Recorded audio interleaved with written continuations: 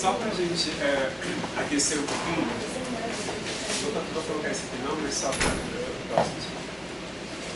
Se a gente pensar nessa imagem aqui, qual delas não pertence? E por quê? A imagem A, a imagem B, a imagem C ou a imagem D? Qual não pertence e por quê?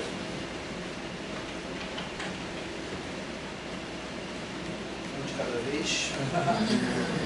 Sem medo de errar. Sem medo de errar, porque todo mundo vai errar. Oi? Pra mim é B. Não A D, é A a... D por quê? Por que a D? Pode ser. Então, tenho 3 opiniões. 3 opiniões?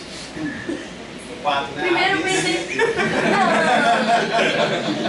Primeiro eu pensei na D, por causa do fundo. Depois eu pensei na C, porque ela é redonda. Tem superfície redonda. E depois na A, porque tem 2 figuras. Exatamente. Eu acho E que eu A pensei que única a B. que eu não falaria. Eu acho que é a B. Eu acho que é a B porque não tem Ponto. É, também tem isso, não tem, não sei. Eu falaria D, que foi a primeira que veio na frente. Quem acha que é D Ele quer também? falar. Eu gosto disso, né? O aluno de matemática já tem medo de errar. Já tá no olhar Eu aqui. acho que são todas. Nenhuma pertence. Letra E. Acho que são Qual todas. não pertence? Nenhuma? É porque, tipo assim, se for para pertencer a algo, tem que seguir um padrão, pelo que eu, na minha cabeça faz sentido. Então, como nenhuma dessas 4 tem um padrão, então nenhuma delas pertence. Ou todas pertencem. Não, mas o que ela falou é verdade. Por exemplo, qual o padrão? A pergunta é, qual o padrão? Eu acho que A gente não falou qual o padrão, falou? A que mais foi, acho que é a B. Mas que pode de quê? É a B. Exatamente. Todas são também. completas. E ela Pode é ser a com B. cor também. Você vai colocar amarela, a junção do verde e azul. Mas aí se for a categoria cor, Na verdade, errar é o A porque as outras são as cores primárias. É, eu ia falar isso agora. Ai, Deixa eu mostrar para vocês a resposta de algumas crianças de 7 ou 8 anos de idade para essa pergunta. Qual não pertence?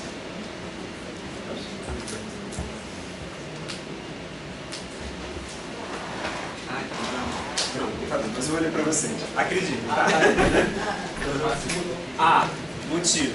O único que tem 2 formas geométricas. Eu acho que é o D, porque ele é o único desenho que tem um buraco no meio e os outros não. A letra B, porque ela é a única das formas que não está contornada pela cor preta em volta.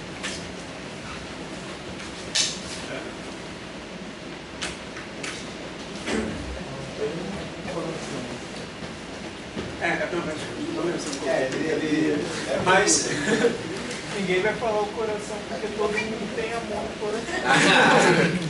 É o padrão. É o padrão. todo mundo tem coração. Essa atividade é um tipo de atividade que a gente diz que são atividades abertas. E no processo de ensino e aprendizagem matemática, a gente pode se perguntar o que é mais importante: o resultado ou o processo? O dizer A, B, C, D, ou a construção da argumentação pelo qual você acha que o A, ou B, ou C, ou D. Eu já tive respostas de crianças, assim, das mais... Já tive criança que falou A, porque é a única vogal. Genial. Todas as respostas, esse era o preguiçoso, né? Todas as respostas. A D. A criança falou a letra D, porque a letra D ela é a única que está encostando aqui no C, no B e no A. É a única que encosta em todos. Mas esse tipo de questão, ela tem a preocupação não com A, B, C ou D, mas com a argumentação que está por trás dela. Então, assim, ok, faz sentido a criança que disse é o A porque no A a gente tem 2 formas geométricas e nos outros você só tem uma? Faz sentido a criança que disse que é a letra B, porque a letra B não tem nenhum contorno e as outras têm um contorno? Faz sentido ser a letra D, porque é a única que tem um espaço vazio no meio? Não lembro agora quais as outras. Mas faz sentido, porque alguns de vocês falaram que a letra C, porque a letra C é a única que tem formato de curva. Faz. Pensar que a matemática é sobre possibilidades. Só que a gente não está acostumado com isso. A gente está acostumado que tem que ser um caminho e uma resposta. Só que isso é tão enraizado. Eu fiz essa atividade também no ano passado, no ano passado. Fizemos essas explorações, discutimos e tal. Aí na hora da saída, um aluno veio e perguntou: tá, André, mas qual é a resposta certa? 10 demais. Tá, mas qual é a resposta certa? Eu falei, mas a gente faz sentido A não pertencer? Sim, entendi. A B também. C também, a D também. Mas qual que é? Mas qual que é a resposta certa? Então a ideia é, não, então a A pode ser certa, a B, a C ou a D. Como você vai justificar, explicar o porquê que você acha que cada uma dessas não pertence. A criança foi embora muito feliz, não. No sentido de que precisava ter uma resposta certa. Eu queria saber se acertou. Não, eles mesmo falam assim, não vou responder porque eu acho que pode ser várias. A gente tem muita essa obsessão no mundo contemporâneo, né? De você tem que saber, tem que ter uma única possibilidade para as coisas, né? Assim, a gente vive muito assim. Então, qual a solução da educação? Aí se existisse uma solução. Uma coisa que já ouviram muito falar isso, que é assim, cinema. Eu gosto de cinema, né? Assim, mas eu gosto de filme que eu não entendo direito, assim, sabe? Não suporta aqueles filmes que tem, então foi isso que aconteceu. Eu gosto de não saber direito o que aconteceu. E as pessoas acho que vivem muito nessa coisa, de você tem que ter uma explicação, tem que ser só aquilo é certo e o outro é errado. Aí com esse exercício, aí eu me lembrei daquele exercício que tem, pelo menos há um tempo atrás, tinha aqueles de completar padrão. Não sei se ainda tem, livro do Fundamental 1. Fundamental 1 tá de boa. Fundamental 1 tinha muito isso, assim. E aí são aquele complete padrão. Aí tem tanto padrão numérico quanto numérico. 248, qual é o próximo? 248, qual é o próximo? Aí tem que botar 16. Só isso, botar 16 tá errado. Eu boto o que eu quiser. 248, se quiser botar aqui, eu boto. Ainda tem muito, mas é em concurso, né? Aquela de raciocínio. Raciocínio lógico, não é nada. Então é 248. Aí eu sabe onde tiraram de ser É raciocínio igual às lógico. vezes bota assim, Ana, Maria e José. Qual que é o próximo número? Aí tem que pegar vogal, ver o número de entidade. Mas eu te falo, eu coloquei 248, ele falou, a próxima é o... Como é que ele fez? É o 14. Esse. Ele falou, primeiro somou 2, segundo somou 4, a próxima vai somar 5. Ou pode ser, o próximo pode ser 2, porque é uma sequência de somei 2, 4, 2, 4, 4, 8, 2, 4, 8. Mas é pensar Pode ser qualquer coisa. Nessa história que o André contou do aluno, né? É engraçado pensar que ele achou que fazia sentido todas as respostas, fazia sentido para ele, mas ele estava disposto a abrir mão de uma coisa que faz sentido, que ele acredita, em prol do que o professor diria que é a resposta certa, né? Tipo assim, tudo bem que faz sentido para mim ser a B, mas dane-se se ele diz que é a D, então vai ser a D e eu vou ficar mais feliz. É a história do aluninho que, não, vou colocar o professor pediu. Isso. Mas dependendo da prova, tem que fazer isso mesmo. Não tem resposta certa. Eu até agora queria saber por que a maioria faz assim. Não, em relação tá. Social. São construções sociais. Só que Todo mundo já falou que tinha 4 aninhos. mas para pensar, por exemplo, às vezes eu gosto de fazer essa mesma atividade, representar o quadro no início do ano e no fim do ano, com as mesmas crianças. Já tem 5. Mas para representar o quadro. Então algumas compreendem ao longo do processo que podem pensar de outra forma. É pensar no espaço de sala de aula como espaço para pensar diferentes maneiras. E agora acho que eu vou explanar aqui. Tem, por exemplo, isso não foi meu aluno não, tá? Mas foi uma criança de 4º ano Eu adoro isso aí. que tinha uma situação, um problema, E a situação problema era, você tinha que fazer o 24 divididos por 3. Tá dando para enxergar? Tá mais ou menos?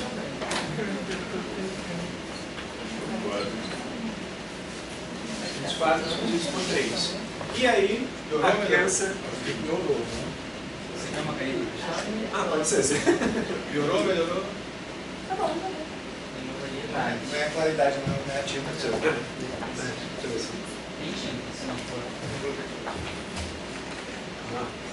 24 divididos por 3. E aí a criança foi e fez assim, ó.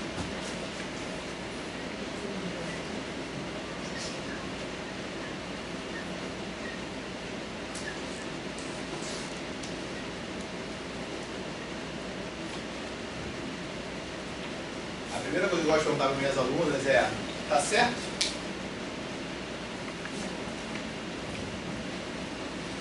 Eu já vi o André mostrar isso aí várias vezes até hoje.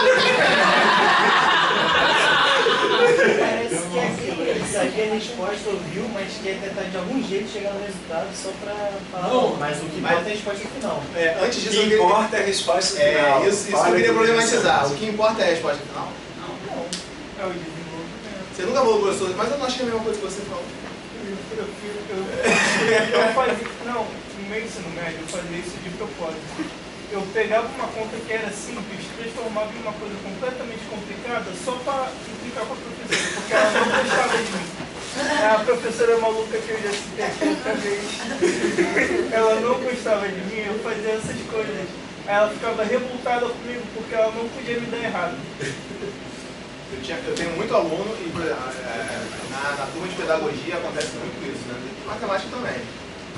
Eu questiono isso, assim, não, mas o aluno fez um processo aqui e achou o mesmo número. E muitas brigam, então André, mas se ele achou a resposta certa, você vai dar errado.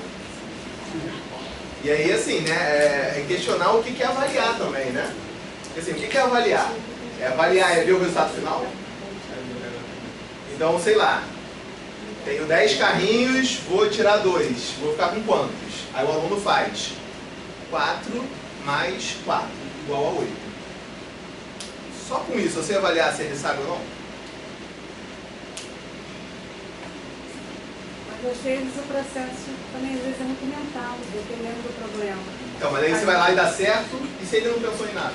Só olhou pro lado, viu 8 e falou, 4 mais 4 é 8. Eu acho que depende do problema. Depende do problema. Mas o que você faz? Pensa, você, professora, tinha situação problema, tal, a criança entrega isso daqui. O que você faz? Alguém conseguiu identificar alguma coisa aí nessa resolução dele? Porque uma das coisas que a gente faz quando a gente vai corrigir as coisas é, deixa eu tentar entender o que ele fez, né? E aí, é o quê? Pedir para explicar. E a explicação dessa criança é o seguinte, e começa assim, abre aspas. É fácil. Porque eu sei... É fácil ver que... É melhor ver, vermelho é melhor, né? Eu sei que o 24 ele é igual 10 mais 10 mais 4. Bom, quero dividir por 3. O 3 cabe 3 vezes nesse 10 e sobra 1. E sobra 1. O 3 cabe 3 vezes nesse segundo 10 e sobra 1. O 3 cabe uma vez no 4 e sobra 1. Sobrou 1, sobrou 1, sobrou 1, eu juntei aqui, olha. 3 mais 3, 6 mais 1, 7. Como tinha sobrado 1, sobrado 1, sobrado 1, formou um grupo de 3. Mais um grupo. Então, 7 grupos, mais 1, 8. Gênio. Olha que interessante, gente. Quem é que olhou para ali e leu 3 menos 1? E olha essa estratégia que...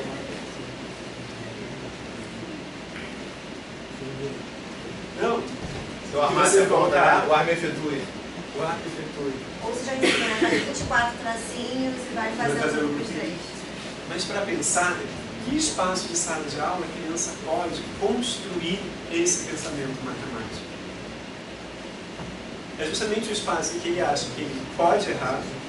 Porque, gente, quando a gente fala do erro, porque se você tem medo de errar, você vai arriscar? Não, né? Se você não tem medo de errar, você vai arriscar mais. Então esse é um ponto. Um outro ponto. Pensar no espaço de sala de aula também como o espaço do erro. É possível errar em sala de aula. É possível errar. Tem estudos da neurociência falando o seguinte: quando a gente acerta, sabe o que acontece com o nosso cérebro? Nada. Piaget já chamava de uma zona de equilíbrio. Quando a gente erra, são disparadas sinapses no nosso cérebro e ele se desenvolve mais. Errar é saudável. Só que para errar a gente precisa arriscar. Então o erro... O bom de se refrear e falar as coisas. Exatamente, porque... A sala de aula tem que ser esse espaço. Porque erro é uma construção de uma hipótese. No pensamento matemático, a gente cria hipóteses e essas hipóteses podem ser confirmadas ou não. Mas às vezes a gente pensa matemática como aquela coisa assim, né? Mágica. Que é porque é. Como se tivesse simplesmente surgido tudo de um dia para a noite, amanheceu... Pitágoras acordou e falou: o quadrado dali, ó. Com certeza os outros dois quadrados. E a gente faz isso por matemática, porque a matemática ela não é construída... A matemática teórica, né, ela não é construída dessa forma, né? Ela é axiomatizada. Então ela não é por tentativas, né? Mas assim, é um método científico. Quando a gente está na sala de aula com o aluno, ele cria hipóteses e ele vai verificando se aquilo ali está dando certo. E às vezes ele vai desenvolvendo coisas que a gente nunca viu. Por exemplo, isso aí, né? Então assim, ter um ambiente que o erro, entre aspas, é bem-vindo. Porque não é erro, eu falo entre aspas porque assim, não é um erro, é uma tentativa. E aí uma coisa que eu acho que é muito importante a gente pensar o espaço de sala de aula, ou melhor, a aprendizagem matemática com construção de sentido. Olha só, o sentido na explicação dessa criança de 4º ano. Eu lembrei, André, estava dando aula para as pedagogas lá e todo o livro dos anos iniciais tem decomponha o número. Aí tem lá, 58, aí o aluno tem que ir lá escrever 50 mais 8. 123, aí 50, mais 20, mais 30, né? E aí eu trabalho isso junto com o material dourado, vou trabalhando com elas, né? E assim, uma coisa que a professora falou assim: ah, André, você vai ensinar esse negócio de composição. Isso é tão chato. Cara, vamos trabalhar, né? Vamos trabalhando aqui. Aí eu comecei a fazer operações. Então, por exemplo, como é que eu faço 123 mais 58?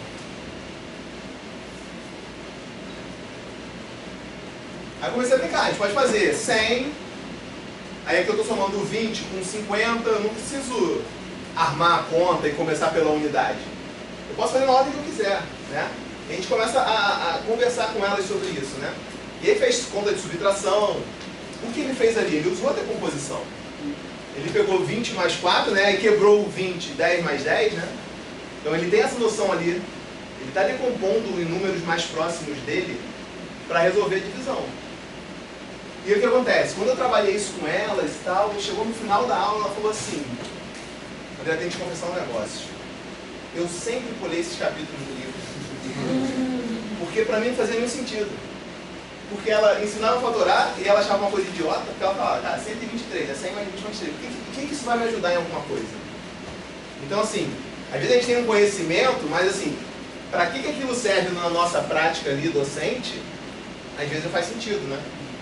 E aí como é que isso é importante também, né? E aí ela começou a ver isso aqui, ela falou, no outro ano ela me encontrou e falou assim: André, eu tô dando outra aula. Tipo assim, meus alunos estão tentando fazer coisas, eles fazem as contas que eu nem sei como. E ela falou, comecei a dar muito mais valor para essa parte aqui do livro, por exemplo, que antes eu não dava. Isso tudo que a gente está falando, e até na minha própria experiência, aquele professor que começou com a arquitetura, é para a gente pensar, vocês enquanto futuros professores, alguns talvez já professores que atuam em sala de aula, de pensar como que vocês podem repensar a sua própria prática. Paulo Freire já falava da importância da reflexão do professor enquanto pesquisador da sua própria prática. como que a minha prática pode ser repensada. Isso. Eu só adiantar um pouquinho aqui. Tem esse outro também aqui, mas só para... qual certo? Mas só para compartilhar com vocês algumas respostas de crianças. A letra D, porque ela é a única que tem fundo azul, por isso eu acho que a letra D é a impostora.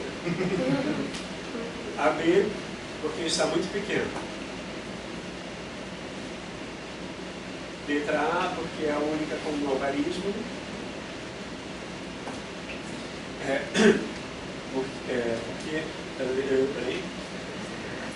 Porque a letra A, o 8 está gigante. E qual a resposta? Então, só para a gente pensar nesse sentido. E aí, quando a gente fala, por exemplo, números pares e números ímpares, o que são números pares? Oi? Imagina falando para a criança do segundo ano.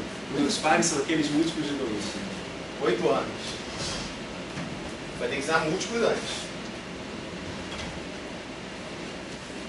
Como que eu posso falar para a criança o que são números pares? São números que a gente pode formar grupos de 2 sem que tenha um resto. Tipo, tem 7 bolinhas. 7 não seria um número par, porque você vai juntar em grupos de 2, vão ter 3 grupos de 2, mas vai ficar um sobrando.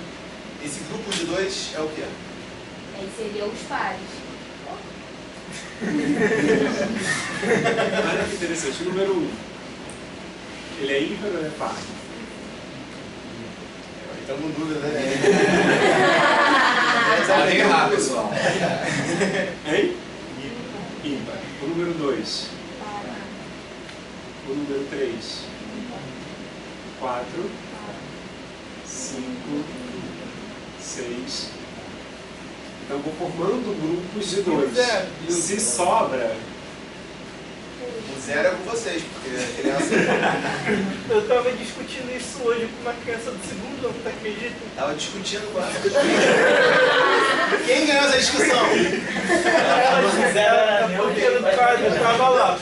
Ela foi lá tampou tio. Quais são os números ímpares? Eu falei 1, 3, 5, 7 e 9, que estava lá. Ela depois tampou os pares e falou, e os pares? Eu falei 2, 4, 6 e 8. Ela falou, tá errado, porque tem o 0. Eu falei, o 0 não é par? Ela olhou com a minha cara assim. Eu falei, o 0 não é par. Aí ela perguntou por que. Eu falei, ué, você consegue formar par com 0? Você consegue contar o 0? Eu comecei a botar várias Mas coisas. ele falou que pai é divisor, que divide 2. E o 0 divide 2? Estou te perguntando. 2 divide 0. Depende da ordem. 2 divide 0? Não, porque ele falou que tem que ser múltiplo, né? O 0 não é múltiplo de 2? Ímpar é quando sobra. 0 é quando sobra. Que isso, bateu na criança. Mas, cara, isso... Quem é o impostor? Eu acho isso muito rico. Eu acho isso muito rico. O professor maluco da criança. Discutindo ensinou errado, mano. Mas olha só, isso eu acho muito legal isso que a gente está conversando aqui, porque a gente tem a ideia que a matemática dos anos iniciais é uma matemática fácil. E a gente tem essa ideia porque o nome é matemática básica. A gente chama de básica. Mas até elementar. É elementar. Não, assim, e é básica, mas assim, ela não é básica porque ela é fácil. Ela é básica porque ela é a base do que a gente está construindo com eles. Então, por exemplo, quando a gente fala de número, eu já ouvi na internet o cara num podcast do professor falar assim, não, eu vi quando meu neto foi para os anos iniciais que as professoras que ensinam não sabem o que é número. E eu fiquei pensando, cara, a gente sabe o que é número. Se eu te perguntar assim, o que é número? O conceito número. O conceito número é um conceito tranquilão? Escreva um parágrafo sobre o que é número. Então, assim, é por isso que o ensino dos anos iniciais é ruim, porque elas não sabem o que é número? Será que o professor especialista sabe o que é número? Porque, assim, quais são os conjuntos numéricos que a professora dos anos iniciais trabalha? E quais são os conjuntos que surgem só depois dos iniciais? Porque o 0 foi o último número, né? O último elemento que a gente considerou número, depois até dos complexos, não é isso? É, mais ou menos junto, né? E são parênteses. O 0 é a coisa mais abstrata para criança. O 0 não é concreto. Para criança, se a gente pensar na educação infantil, o 0 não é algo concreto. Me mandaram outro dia um meme que era assim, por que 1000 vezes 0 é 0? Eu tenho 1000 pessoas numa festa. Vezes 0. Por onde foram essas pessoas? Então assim, mas é isso, assim, né? Para uma criança... Não é, porque assim, eu posso falar, eu tenho um irmão, eu tenho 2 canetas, vou até lembrar que eu esqueci. Eu vou pegar isso 2 vezes. Eu vou dividir isso em grupos de 2. Só que eu tenho 0 irmãos. Não tenho nenhum irmão. Não tenho nenhuma caneta, não tenho nenhum. O 0 é uma construção muito abstrata para as crianças. O 0 não é... o 0 é nada. O que é nada? Então também tem esse processo para as crianças compreenderem o 0. E aí o 0, que às vezes, entre aspas, é nada, mas se você colocar ele depois, vai virar 10, vai virar 100, e aí, nossa, já é muita coisa. Então isso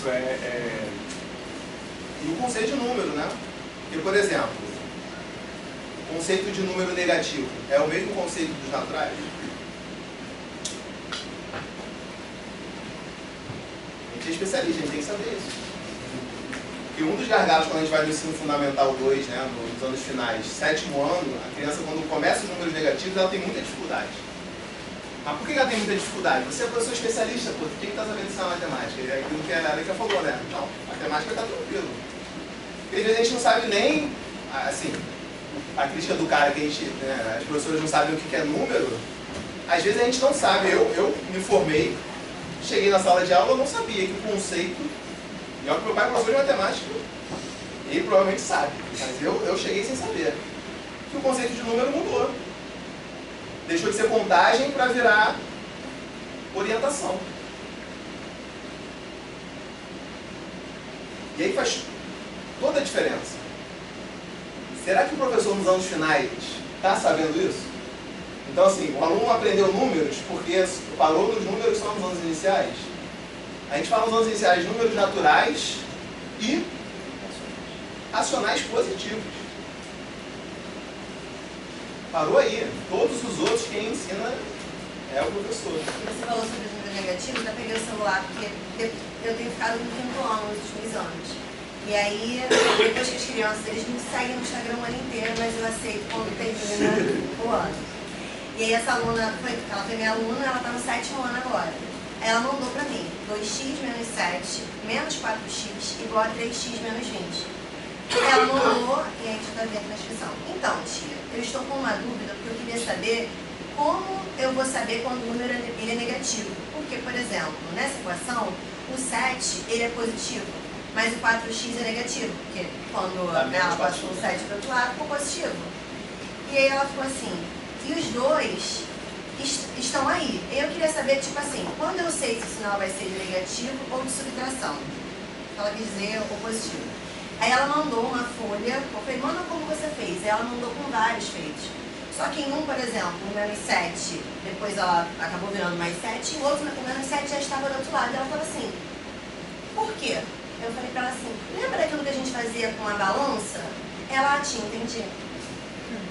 Então assim, como estava abstrato para ela, essa coisa de, ela fazia, uma hora estava certa, ela estava indo na sorte, né? Uma hora ela deixava o menos 7 ali, botava pro outro lado, acompanhando o sinal, hora não, porque ela falava, não, ali foi 7 positivo, então agora vai ser sempre positivo.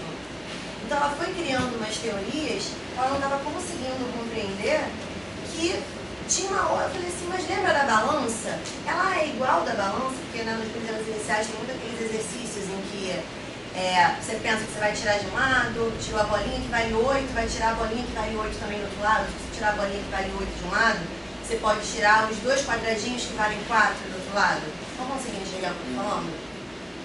Então, ela sabia fazer isso. Aí quando eu falei, ela, então é a mesma coisa? É muito parecido? Ela, então tá bom. Eu falei, então refaz aí. Ela foi, refez, mandou a foto. E ela tinha feito certo. Então assim, como que a gente estava falando disso, da matemática básica, do como essa base ela está usando agora lá no 7º ano, uma coisa que estava muito difícil, porque provavelmente, você falou, né, chegou ali definido, olha, aqui a gente faz assim, tá positivo, ficou negativo. Não fez sentido para ela. A pior frase para ensinar a equação é passou por lado do raciocínio. E a gente não já pensa assim, se eu tirar 8 quilos desse lado, para equilibrar, eu preciso tirar 8 do outro lado também. Quando eu dava aula, isso aqui era um colocar 2 clássico. aqui e colocar lá. Isso aqui é um clássico, vocês já devem ter visto quem está dando aula, né? O aluno vem aqui e faz assim, ó, x igual a 8 divididos por 2. Eu fazia isso. Parece muito. E ele fala, cara, tá errado, menos 2. Ele não passa do outro lado muito, não. Engraçado, quando tá 2 positivo, eles não erram. Ninguém passa pra cá e põe um menos. Né? Mas assim, uma das coisas que eu acho que a gente tem que discutir com os professores é, será que essa forma de ensinar a equação é a melhor forma? Uma criança que está ali com 11, 12 anos. Não dá para transformar isso numa coisa mais lúdica, por exemplo? Como ela falou da balança?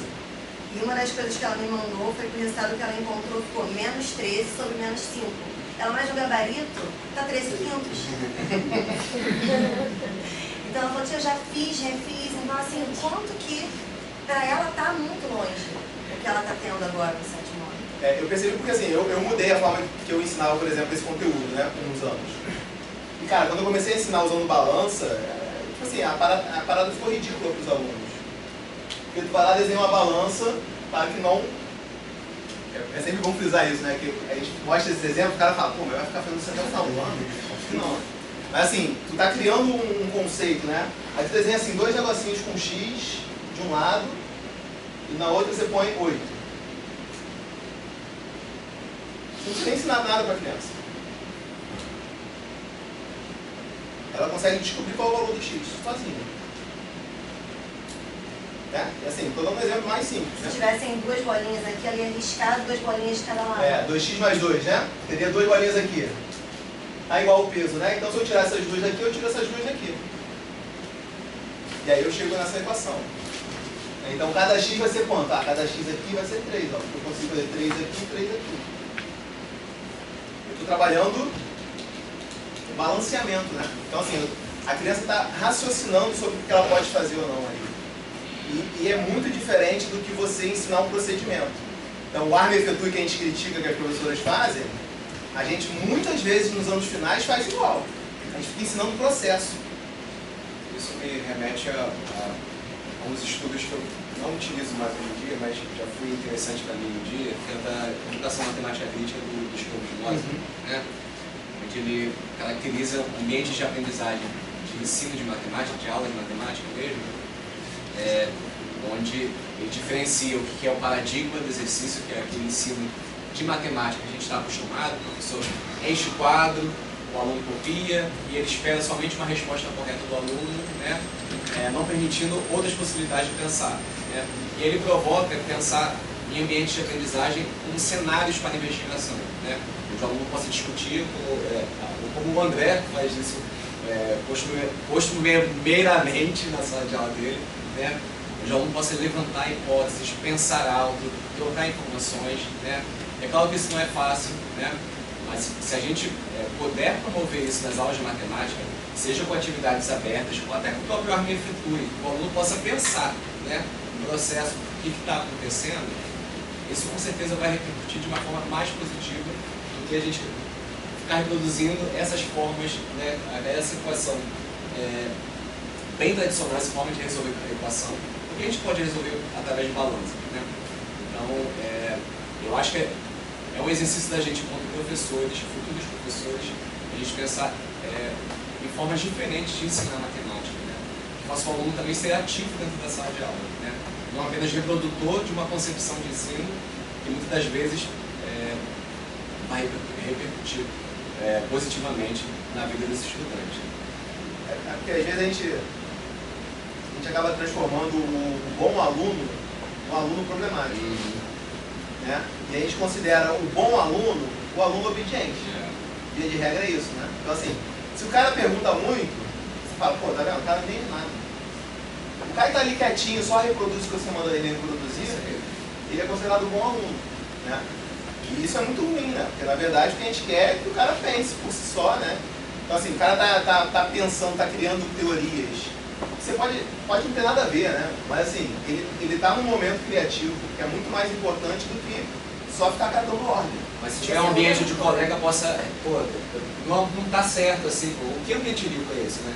Tá tendo essa discussão dentro da sala de aula, um diálogo, né? Eu acho muito louco, por exemplo, eu dei aula em escola em pré-vestibular, né? E aí era comum chegar num pré-vestibular e aí, sei lá, a conta que o cara tinha que fazer era essa aqui, 540 divididos por 5. Era polígonos regulares, aquela coisa bem conteudista. Então, qual é o ângulo de ângulo interno de um pentágono regular? Aí tinha que fazer essa conta aqui. Estou falando de escola privada, Zona Sul do Rio de Janeiro. 50% a 60% da turma respondia que isso aqui é 18. E estava tranquilo. Respondia que era 18 e nem se preocupava, assim. Fiz a conta perfeita. Por quê? Passou todo um processo como aluno que repete procedimento, que não pensa o que está fazendo. E aí quando eles achavam 18, eu perguntava assim, entendi. Mas se fosse 500, quanto que é 500 divididos por 5? Aí eles são 500 por 5 é 100. 5 notas de 100 é 500, né? Mas 540 por 5 dá só 18. E aí eles ficavam com aquela cara assim. Por que eles faziam isso? Porque eles só repetiam o procedimento. Então, como é que era o procedimento que a gente ensina? Aí a gente vai falar, pô, mas é porque a professora dos anos iniciais ensinou assim. E os outros 7 anos, até chegar no 3º ano? Vocês ensinaram como? E vai lá, ó. Pega o 5. É assim que eu aprendi na escola. Pega o 5. A gente não fala nem que é 5 centenas. A gente não fala que é 500. A gente fala pega o 5. 5 por 5. 5 por 5, 1. Aí eles iam lá. 1 vezes 5, 5. Sobra quanto? 0. Desce baixo 4. Desce 4. Não fala que desce 4 dezenas. A gente só fala desce 4. Aí 4 dá para dividir por 5? Não dá. O que eu faço? Desce o 0. Porque em algum momento, vai dar. O processo ali, ela não entendeu a mensagem. Que quando não dá, tinha que completar ali. Se eu, por exemplo, eu posso até fazer isso, tá, pessoal? Eu falo para minhas alunas, isso é a última etapa de um processo de divisão que eu quero fazer. O que é o algoritmo? Normalmente é a forma mais simples, mais objetiva de eu fazer uma conta rápida. Então, é uma organização. Agora pensa, se você fala centena, dezena, unidade, você fala, em vez de esconder, né? O Vitor fala muito sobre isso, né? E é muito comum os livros que vocês estudam, o cara esconder de propósito as coisas. Então ele não fala qual é a etapa. Ele fala que é fácil ver, porque os livros de ensino superior fazem muito, é trivial. Tudo é fácil. Aí, uma vez eu fui tentar provar uma etapa, eu fiquei um dia inteiro e não consegui, assim.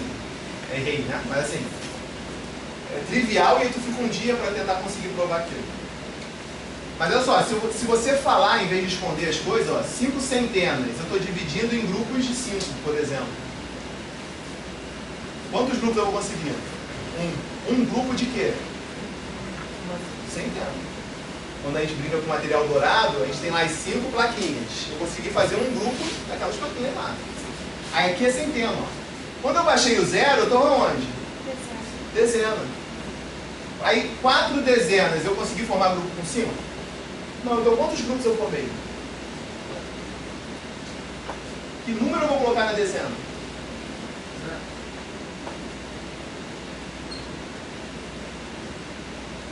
Só que quando eu faço só o processo, eu baixo 4. Não dá, baixo 0. Fica no automático. E aí um monte de gente não põe esse 0 e aí responde 18. Por que aqui fica 40? Por que eu baixo 0?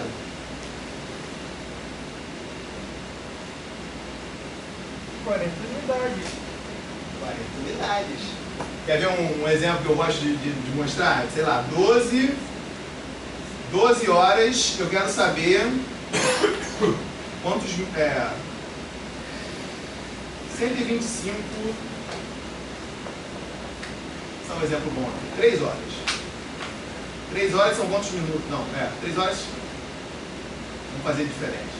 125 minutos, eu quero dividir isso por 2.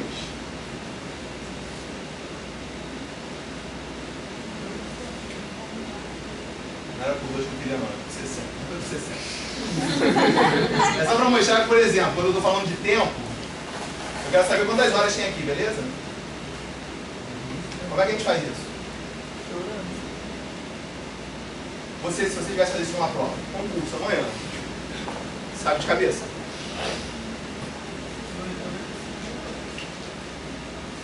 Eu sei que 120 minutos, todo mundo sabe que 120 minutos são 2 horas? Meu aluno pode fazer assim, não pode? Ele sabe que 1 hora é 60 minutos. Então 2 horas é 120. Aí ele vai lá e põe aqui, ó. 2 horas vai dar 120, não é isso? Vai sobrar quanto? 5. Como é que continua essa conta? Bota uma vírgula. Bota uma vírgula? E bota o 0. Bota o 0? Por quê? Quem fez pré-cálculo sabe.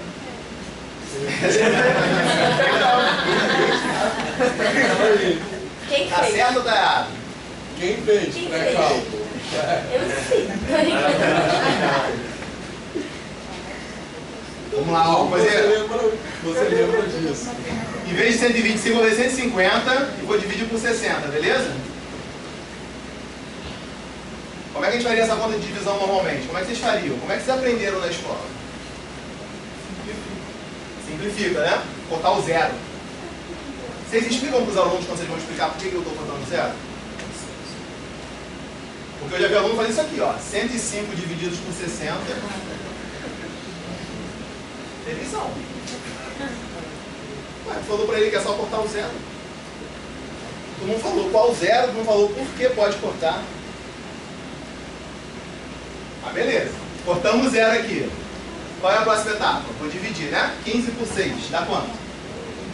2. O que acontece? Sobra 3. E agora? 3 o quê? Eu estava pegando 150 minutos para dividir por 60. Sobrou 3 o quê? 6 minutos. 3 minutos? Então são 2 horas e 3 minutos? 150 minutos. Todo mundo concorda? São 2 horas e o quê? Sabe como é que o aluno faz isso? Ele faz como ele falou. Vou botar a vírgula e acrescentar o 0, não é? E continua a conta. 30 dá para dividir por 6? Dá, 5. 2,5. E aí ele responde, quando é 2,5, tem aluno que responde 2 horas e meia. Mas tem aluno que responde o quê? 2 horas e 50 minutos. O que é pior, porque às vezes a resposta dá 2,8. Sabe o que o aluno responde? 2 horas e 80 minutos. E tudo isso por quê? Porque a gente está ensinando a não pensar. Então assim, a gente ensina o algoritmo sem falar o que se trata, e quando chega em outro sistema de numeração, a gente continua reproduzindo o não falar sobre. Porque se eu faço isso aqui e eu falo sobre, por exemplo, deu 2, sobrou 30. 30 o quê?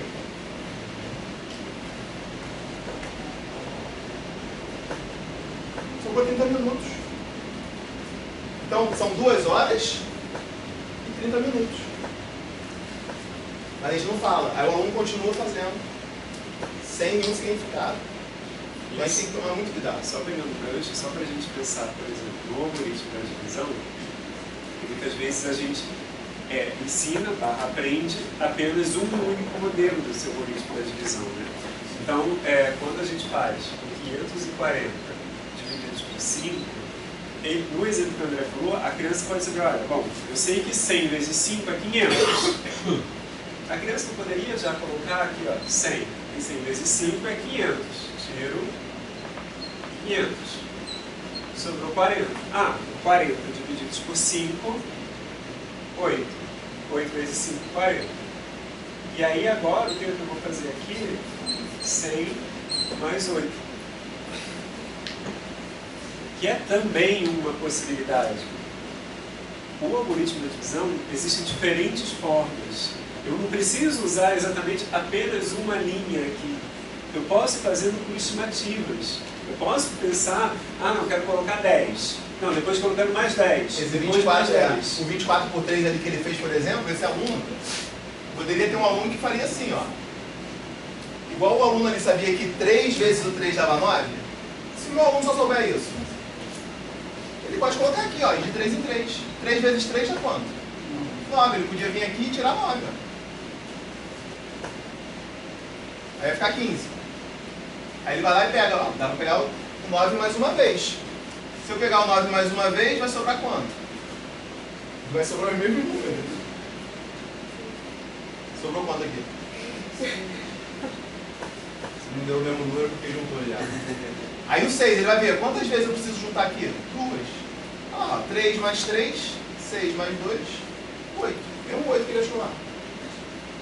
Rapidinho. Quem aprendeu alguma maneira diferente? Não, parecida. Diferente daquela na escola. É quase como um quadro. Os processos de divisão, muitas vezes, ensina-se divisão apenas com o algoritmo de uma única maneira, não com essas outras possibilidades. Eu tenho um aluno que ele falou, né? Eu pirei quando você perguntou para mim o que era divisão. E aí eu falei, divisão é armar e fazer isso aqui. Não, isso é um algoritmo, para saber o que é divisão. Eu fui aprender a fazer divisão no papel no primeiro ano do ensino médio, mas eu conseguia fazer de cabeça no primeiro ano do ensino médio que eu fui aprender a fazer a divisão no papel. Tem um livro, Na Vida 10 da Escola Zero, né? Fala muito disso. Eu tenho. Fala assim. Quando eu estou dando aula geralmente para o sexto ano, que eles estão nessa fase de muitos de aprender a como multiplicar e já pulam para essa fase da divisão, geralmente eu abordo fazendo por estimativa. A maioria ou acha que está errado ou então tem muita dificuldade de aprender o processo do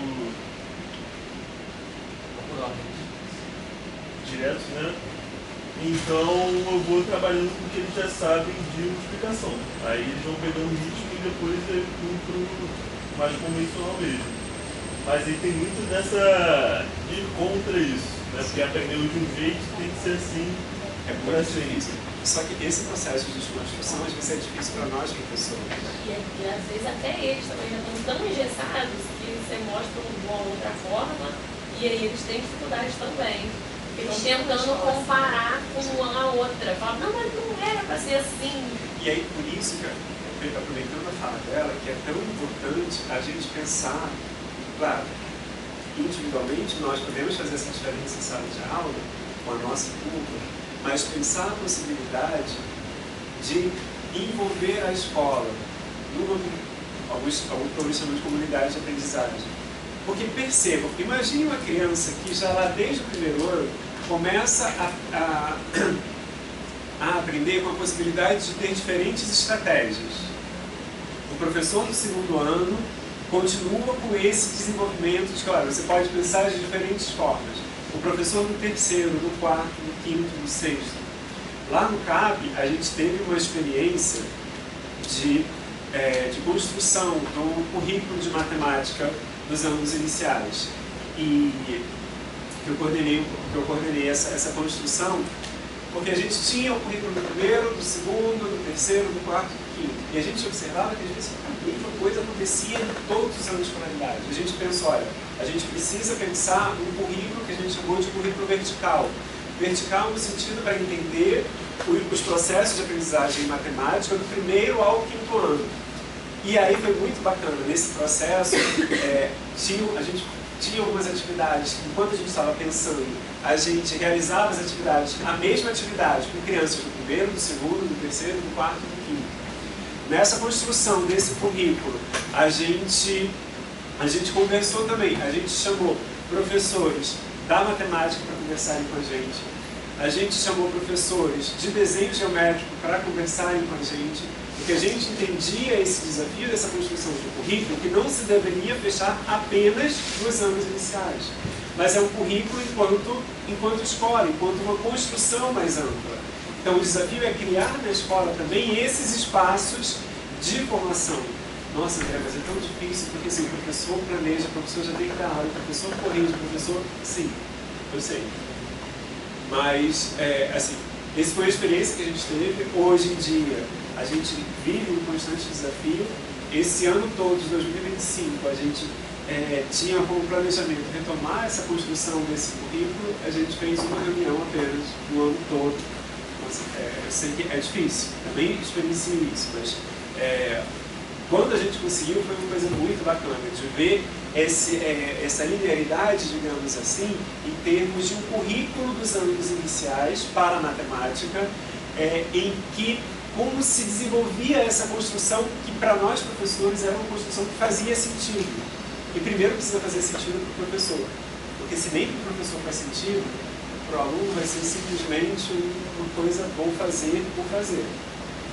E eu acho que esse diálogo também de nós professores dos anos finais com os professores dos anos iniciais, que eu falou no começo, é importante, e é importante para todo mundo, assim, tipo, eu caí numa formação de professores, se eu não tivesse na minha carreira tido essa troca com essas professoras dos anos iniciais, eu não faria ideia do que eu precisaria ensinar ali para as futuras professoras.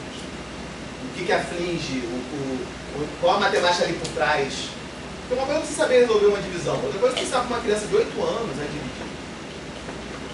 Tem um cara que ele fala, né, ensinar integral de rima é fácil. Pega um aluno que já está desenvolvido, cognitivamente o cara já está formado, e tu vai lá e ensina um conceito novo. Olha, ensina a dividir para a criança. Né?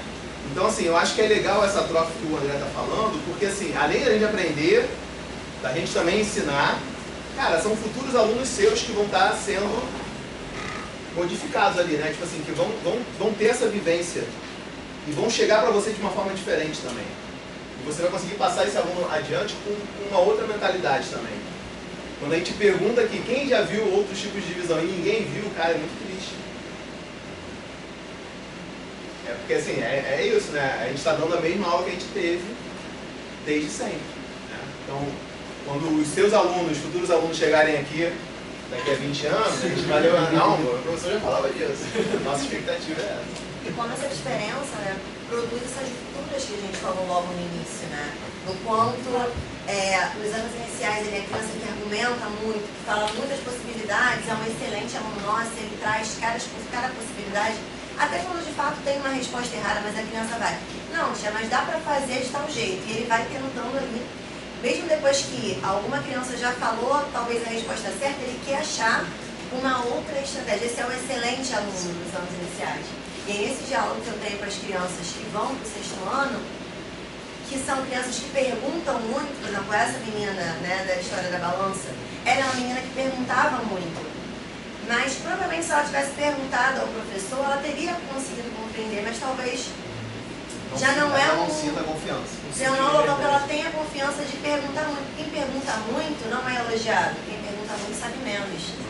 E não falo só para o professor, mas para a turma também, né? Ó, porque também no segundo tem uma diferença, que no primeiro ano é sorteio, mas no 6º ano é concurso.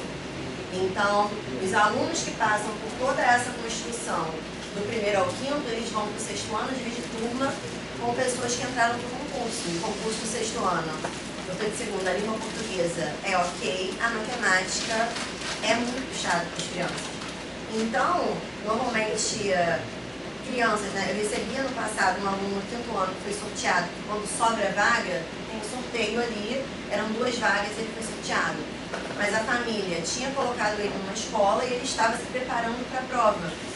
Ele veio sem saber nada de ciências, de história, nem nada, porque nos tempos de aula, na escola, para preparar para a prova do 2º, ele só tinha aulas de matemática e português.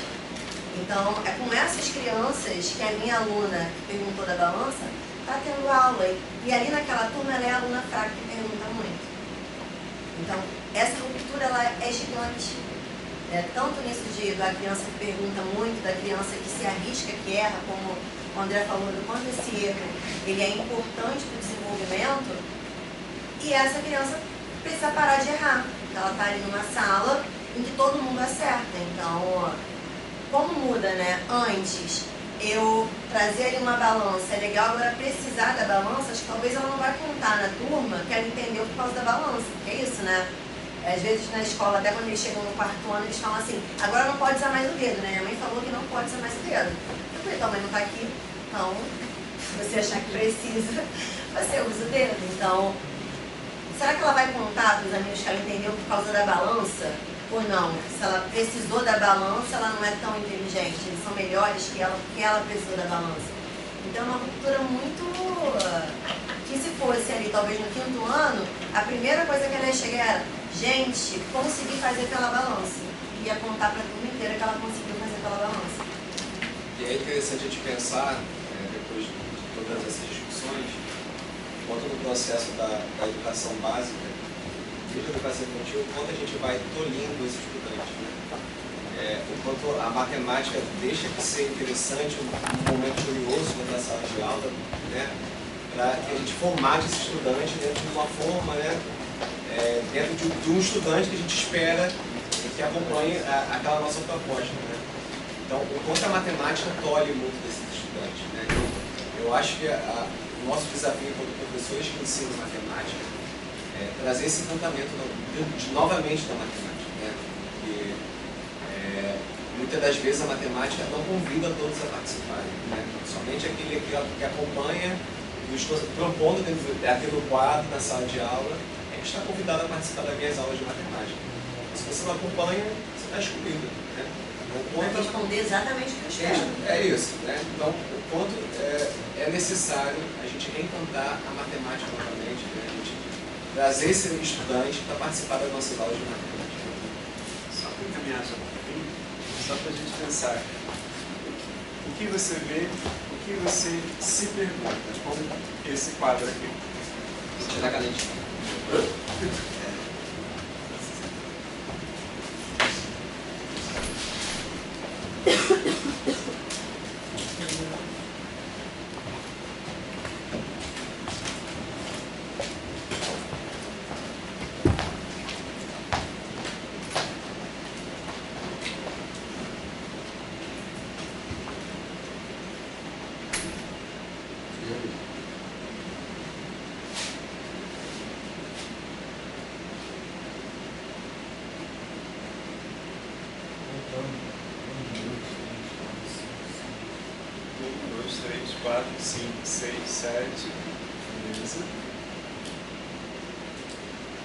O que a gente pode observar?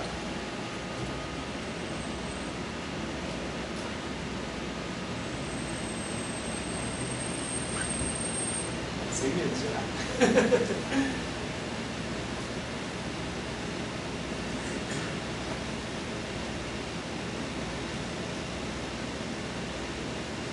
Fala aí. Só isso? 2, 3, 4, 5, 6, 7? Mais nada observável? Um 3 no roteiro, um 4 no quadrado, quadrilátero no caso, inventário. E o 6? Foi uma exato. Aí já adicionou. O 6 parece com quem? Os múltiplos de 3 são triangulares. Oi? Os múltiplos de 3 são triângulos. Então a gente tem aqui 3. Na verdade, o 9. Tá, como que você vê o 9? Ah tá, um grande triângulo. Eu vejo 3 triângulos. Opa, oi? 3 triângulos. Ou 3.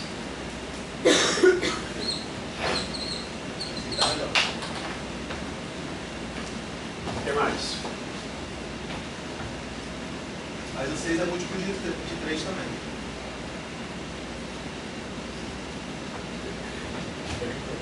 Chegou já no 7. Eu consigo chegar assim.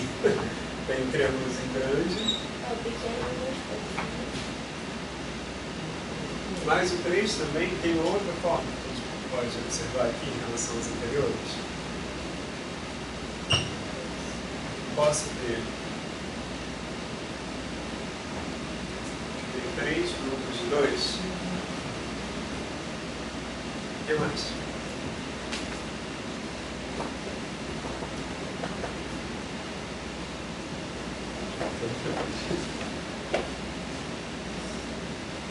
Os múltiplos são as combinações dos números que formam eles. Por exemplo, o 8, ali, é a combinação tanto da configuração do 2 quanto do 4. Posso ter 2 vezes 4 ou 4 vezes 2.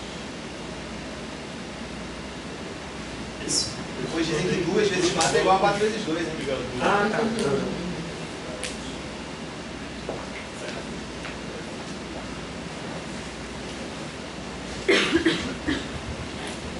também são 5 primos de 2, né? Aquele mesmo parecido ali com 6. Se tu olhar o 5, ou então 2 grupos de 5. ou tentar o tentar o Os números primos estão em disposição circular. Mas por que será? Tem alguns números que eles estão numa disposição circular. Esses números a gente chama de primos, né? Mas por que eles estão aqui e não estão no formam grupos? Porque eles têm dois trocos. Eles não conseguem organizar grupos. Olha que outra maneira de você dizer que números primos são aqueles que são divisíveis apenas por um e por ele mesmo.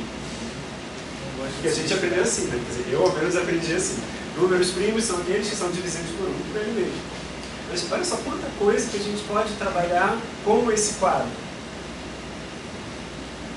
Esse quadro eu já trabalho com as crianças do segundo ano do ensino fundamental.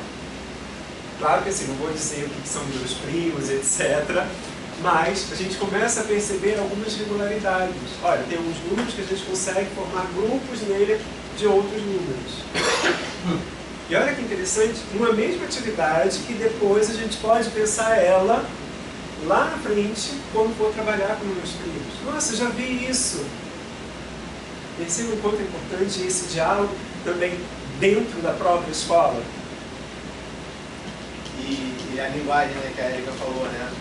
A gente, por exemplo, tenderia a falar com a criança porque é múltiplo, porque é divisor. E ela não entender nada do que a gente está falando. É o falar bonito, né? Então, assim, como como é que eu tenho acesso à criança que eu estou dando aula? Né? Porque para a gente é muito natural o divisor e o múltiplo. O aluno chegou no sexto ano, não é. Nós vamos para todos eles. Né? Então, assim, e como é que eu converso com essa criança sobre isso lá atrás? Então, assim, são muitas coisas que a gente tem que pensar. E aí só para pensar, olha, aqui eu estou fazendo até 35. Como seria a figura para representar o número 36? Como seria o 37? 37 assim. Olha que bacana, uma possibilidade. E tem esse outro aqui também, nesse mesmo estilo. O que você vê, o que você se pergunta.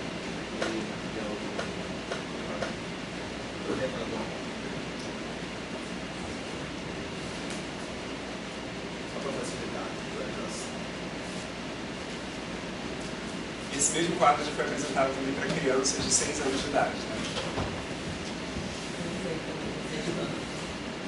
Pode falar.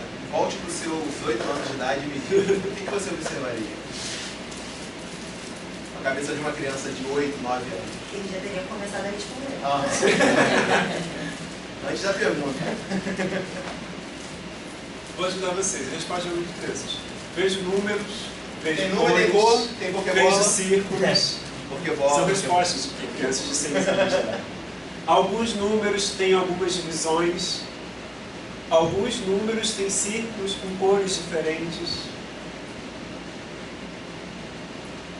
Múltiplos de 2 são da cor amarela. Aí o 12, por exemplo, ele é múltiplo de 2, de 3 e de 4. Por isso tem 2 partes de 2, que é múltiplo de 2 e de 4. 2 partes de 2 e mais de 3. O verde é do de 3. Perfeito. O 7 é roxo, os múltiplos de 7 são roxos. Os meus primos têm Uma cor só. mais curioso é que um número. Não, vermelho. Ah, tá. Não, mas é porque ele falou de cor fixa, é de que é o círculo todo com uma única cor. Um também não tem cor. É o do centro. Porque tem Faltaram cores. Tem uma criança. Que números tem mais cor? Embaixo de alguns números tem outros números. Não, porque, por exemplo, isso, 38, 39 embaixo, no 26, 103. O vermelho faltou cor, faltou cor. Esse é o vermelho do 19, esse é o vermelho do 13. Isso é o que a gente pode pensar, quer dizer, pode, dentre tantas e tantas coisas que podem ser trabalhadas, pode ser trabalhada também a ideia de fatoração. E aí, sobre fatoração, nesse meu último curso, nessa última edição do meu curso, eu falei um pouco sobre fatoração, porque para fatorar, como é que a gente faz mesmo? Oi? Isso, tem o traço, aí eu vou dividindo, mas aí o primeiro que eu coloco, eu vejo se ele é divisível por 2, né? Por 2 dá. Eu vou subir nos primos, sei lá, pensar um número, 700...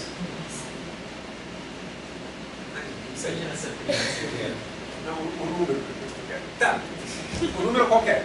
Vou colocar 2, vou colocar depois 3, aí continuo 3, aí eu vou aqui o 5.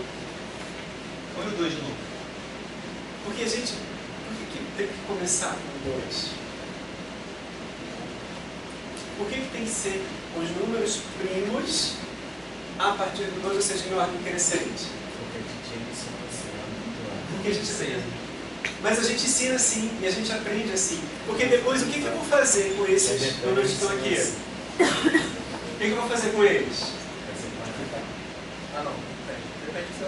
Só não pares que são iguais. Sim, mas faz diferença eu ter aqui 2, 3, 3, 5 ou 5, 3, 2, 3.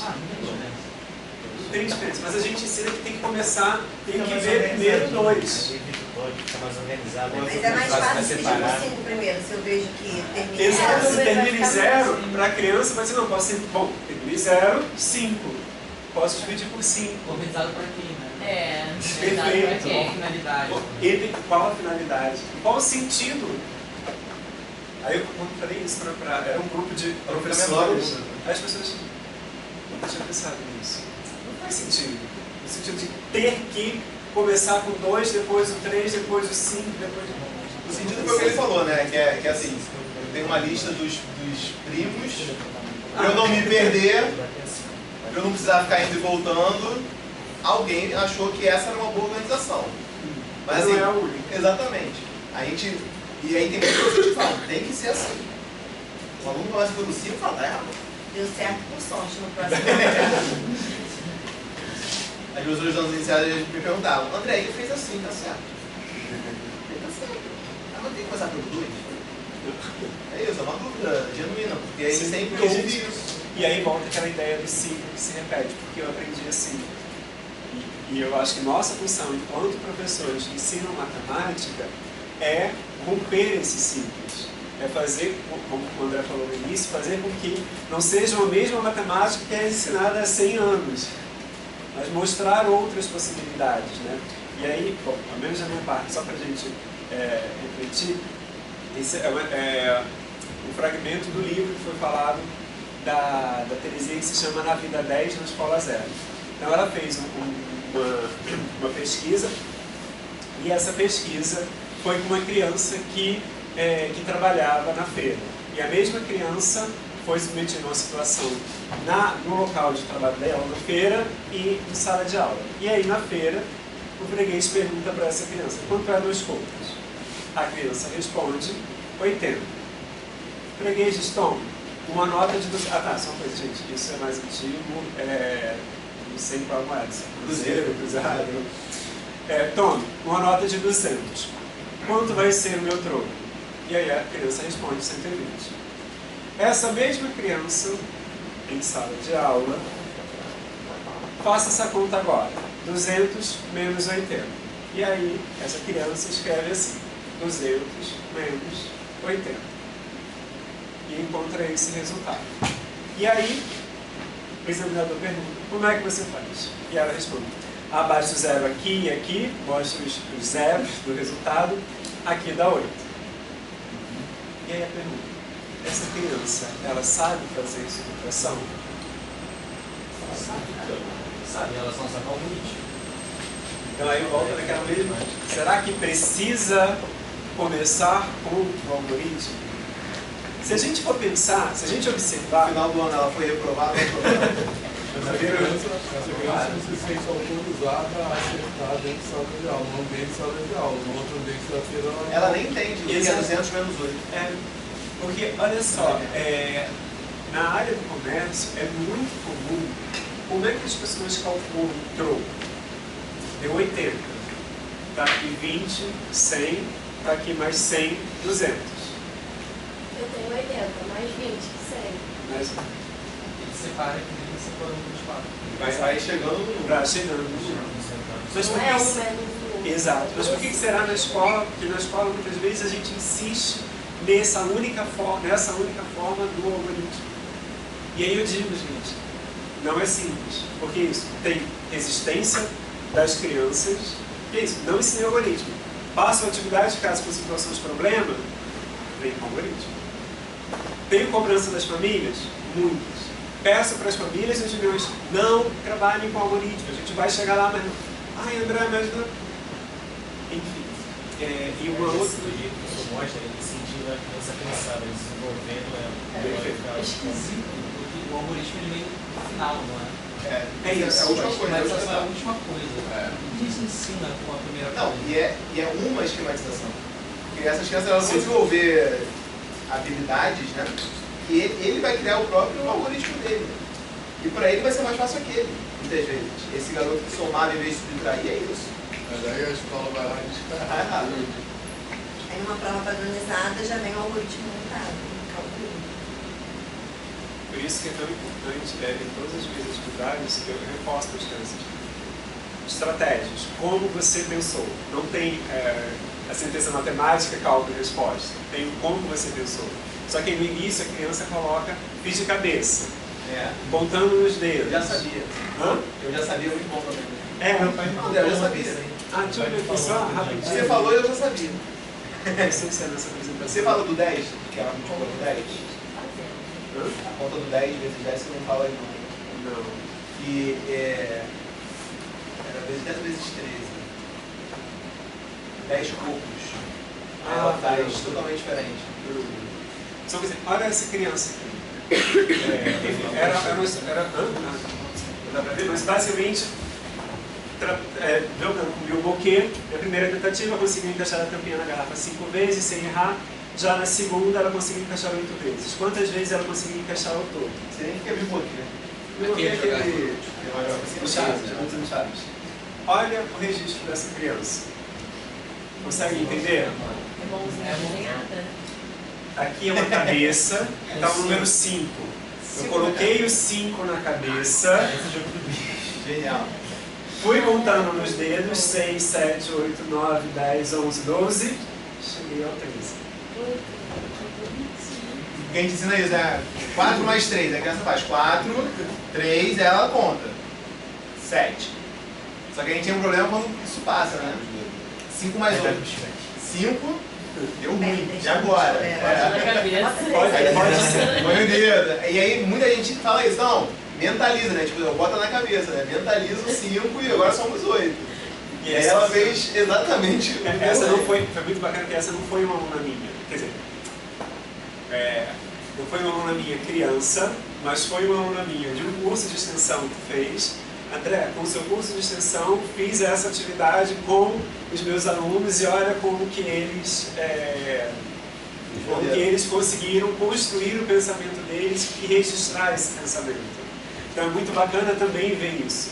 E que nós podemos sim fazer a diferença. A gente pode romper esse ciclo, a gente pode pensar numa matemática construída com sentidos. Porque faz muito mais sentido para aquela criança dizer 5 na cabeça, 18, 8 no dedo. Olha essa outra aqui. Ela colocou 13, eu botei 8 na cabeça e contei 9, 10, 11, 12, 13. São diferentes formas de registro, que é totalmente diferente daquele sentença matemática, cálculo e resposta. ou por que vezes 10, multiplicação por 10 põe o zero no final.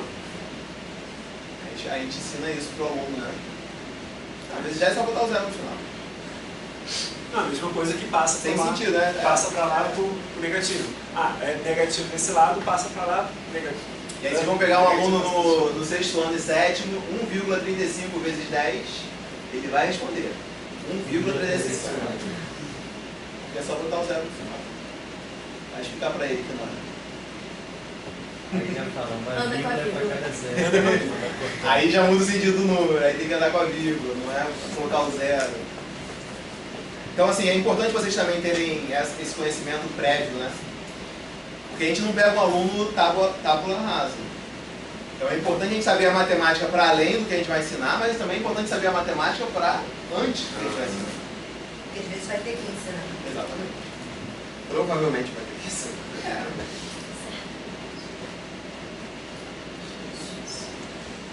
Vocês querem fazer alguma pergunta? Quem aqui vai fazer estágio em anos iniciais? Ela já está fazendo, mais ou menos, né? Assim, uma pergunta assim, que surgiu durante a aula. A gente comentou sobre diferentes formas de fazer a divisão. Mas existe uma diferente forma para a multiplicação também? Sim. Muitas. Várias. Muitas. Dá para fazer até com tracinho. Era muito legal, né? 12 vezes 3. Aí como é que o chinês faz? No meu livro tem uns exemplos disso. É muito legal. Sabe aquele meu livro de números? Tem PDF lá no Você enviar no grupo. Não, acho que tem um grupo de pré-cálculo. Tem.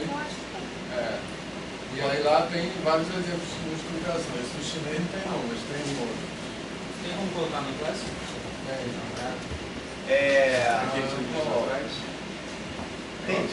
Tem inclusive aquela brincadeira visual, né? Tipo, de usar retângulos, por exemplo. Assim. 18 vezes 5, né? Clássico, né? 18 vezes 5. Como é que vocês fazem essa conta aqui de cabeça? Sem usar o algoritmo. É bom que quando você pergunta para o aluno, o aluno fala assim, eu penso 18 vezes 5. De cabeça, né? Eu imagino sem contar nada, né? Mas qual estratégia vocês usam para resolver isso aqui, por exemplo, se tivesse que fazer esse cálculo de cabeça? 8 vezes 5, 10 vezes 5. Você faz 8 vezes 5. Depois 10 vezes 5. Então você dividiu o 8 aqui em 10 mais 8, como se tivesse composto, e aí fez a distributiva. Né? Qual é o número? 18 vezes 5. Eu estou pegando 5 18 vezes. Mas para pegar 18 vezes, eu posso pegar 10 vezes primeiro, depois eu pego as outras 8 que faltam. Isso é uma estratégia. Só tem essa estratégia? Não, tem aluno que faz 9 vezes 5. E depois multiplica por 2. Mas só para pensar, esse é... Dá pra fazer 20 vezes 5, depois tirar. Tem gente que faz isso. 20 vezes 5 é fácil.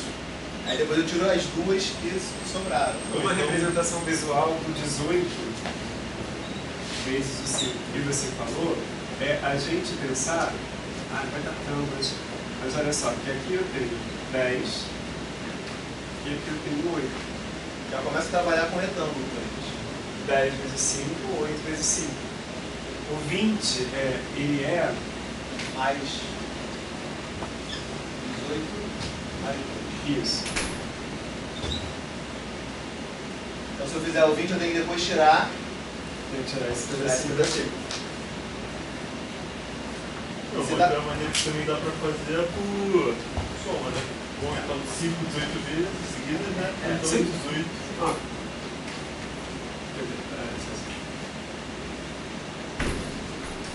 18, 18, 18, 18? Isso, 18. Eu tive experiência uma vez dando aula para os anos iniciais no colégio particular. Era mais para tapar o buraco da disciplina, mas já que eu estava lá, eu queria fazer com que eles tivessem algum aprendizado ali, né? Aí do nada um aluno do primeiro ano chegou e falou assim pra mim, né? Ô tio, já o todo mundo tio, né? Ô tio, eu aprendi, meu irmão mais velho me ensinou a multiplicar. Eu, como assim multiplicar? O que ele fez? Ah, por exemplo, você tem o 2, né? Multiplica com 3 e dá 6. Como era uma turma bastante participativa, os outros alunos também estavam bastante interessados. Aí eu vim trabalhando com questão somas sucessivas. Que é mais fácil assim ver, já que como uma linha mais fácil da adição e subtração, do que eu passar direto, que é o algoritmo. Então eles pegaram uma boa, assim, sem ter que ir para o algoritmo ou então dificultar aquilo por ele. Eu vi que se você souber a tabela do 2 e do 3, tu qualquer conta. Rápido. André, quero fazer vezes 5. 2, 2, já tem 4, só mais um. É isso, mas é isso que o André está falando, né? A gente tem essa mobilidade que normalmente não é incentivada nas escolas. Né? Valeu. É isso, pessoal.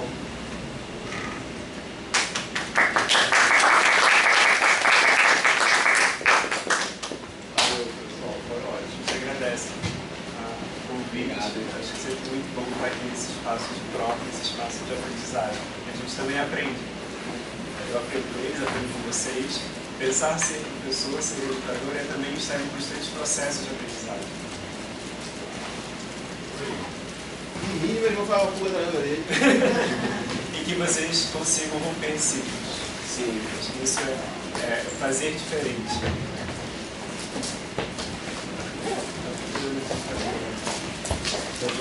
Se divulgar com Às vezes 10,